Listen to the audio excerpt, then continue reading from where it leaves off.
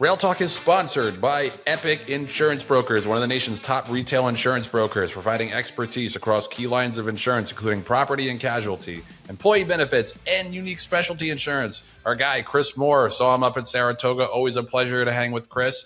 He leads Epic's equine specialty practice.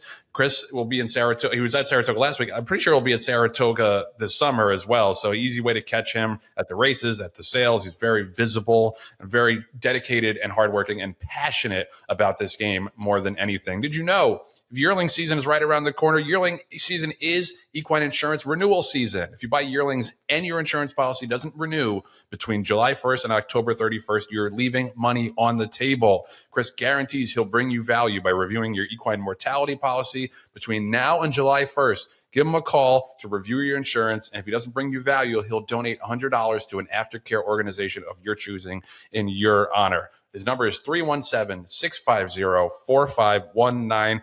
I mean, he's an expert in his field, and he's a great hang. So you got nothing to lose by texting or calling Chris and meeting up with him at the races. And that brings us to this week's Epic Performance of the Week. Thank you, booming voiceover guy.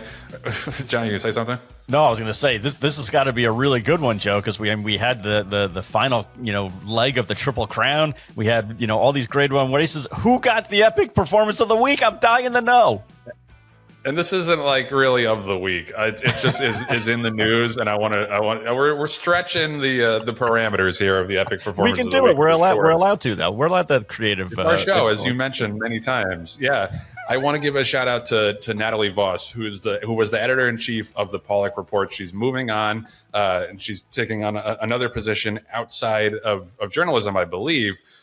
She has been one of the consciences of racing for like the last 12 or so years.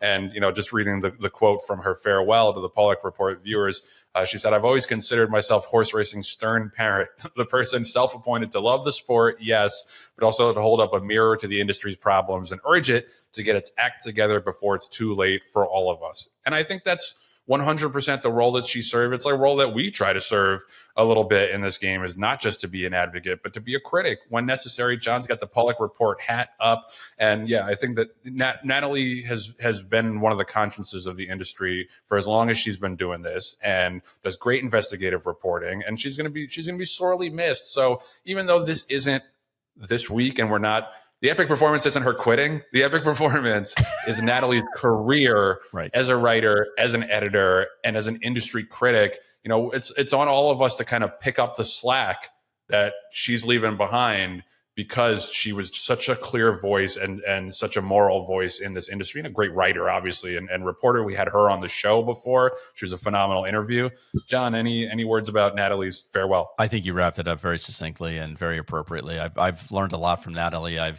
She's been thought-provoking. I haven't always agreed with everything she's written, but at the end of the day, it makes me sit back and think and consider other options and other thoughts, which is exactly what a good investigative reporter should do, is not just state the obvious, but state also other possibilities and other thought processes. And I've always had a tremendous amount of respect for her. I'm sorry to see her leave our industry, because, as you mentioned, it's one thing to be a reporter about the industry. It's another thing to be investigative and thought-provoking. And that's always been Natalie's MO. And I wish her the best in her next career, and hopefully our paths will cross. Absolutely. Natalie Voss, this week's Epic Performance of the Week-ish.